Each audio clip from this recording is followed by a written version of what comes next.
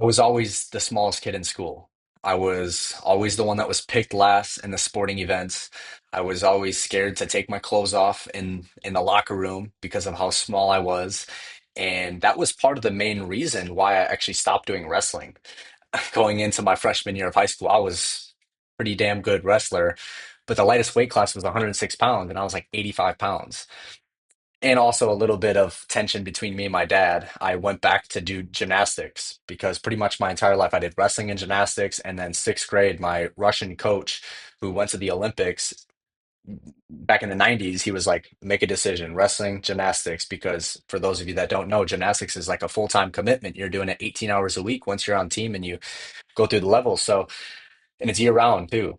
You only get a couple weeks off of the year. So I stuck with wrestling, and going into freshman year, I didn't I decided to stop wrestle. I decided to stop wrestling, and I just didn't want to be in a singlet. Really, that's what it was. I didn't want to be in a singlet, and I also kind of wanted to piss off my dad because when you're a teenager, you kind of want to check your dad and whatnot. And my dad was a head coach of a wrestling club for 30 years, so it ran through our family's DNA, wrestling.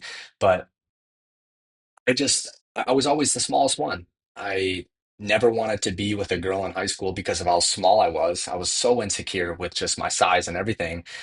And it got to a point where I was willing to do whatever it took to change. I was willing to do whatever I had to do to get the respect, to get the physique that I wanted, to feel comfortable in my own skin. So, what I basically did was, this was 8 years ago almost, I got clear on who it is that I was, the type of physique that I had, the things that I was doing every single day to continue to have that physique, the type of diet that I had. I laid it all out there.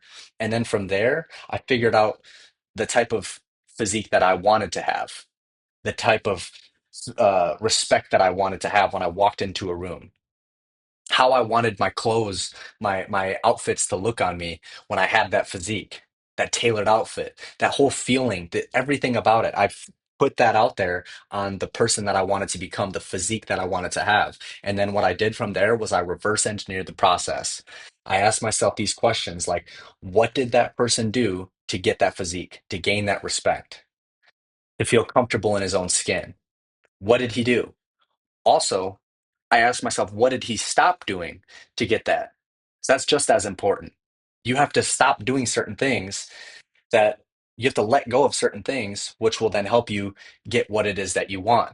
So in the answer, I found the work, and I created a game plan over the last 8 years around that work. And I just stuck with it every single day. And I documented the entire process. I mean, for the last 8 years, I've literally been documenting my entire transformation from being that small kid with no respect, super insecure, brittle, afraid, to who it is that I am now. And by documenting the work, this is really important. Obviously, I've been able to monetize that and build a business around it, but also I was able to catch patterns, because once a week I would go over all of the things that I documented, all of the workout sessions, all of the diet plans, everything. I went over all of that, and I could literally just catch trends. Oh, that's why. All right, I have to do a little bit more of this. All right, I got to dial it back a little bit on here, and success leaves clues. So I caught patterns, and I just made necessary adjustments to keep myself on that path to becoming the man that had that physique, that had that level of respect. So that's basically what I help people do now.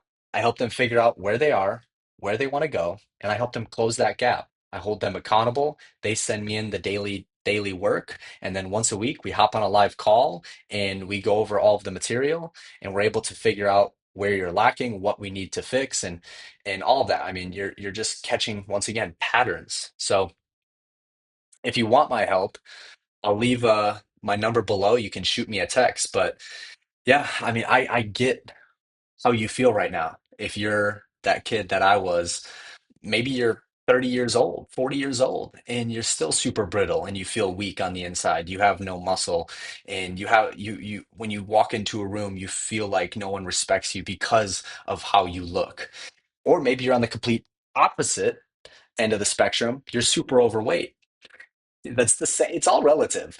Like I always got along when I was a kid. I always got along with the big fellas, the kids that were super overweight, because we were in the same boat. No girl wanted to be with us. We were always picked last because we were just super like uncomfortable with how we looked. So, regardless if you're super brittle and skinny and have no muscle, or you're super fat and overweight, because that's what it is. The truth will always set you free. If you're fat, you're fat.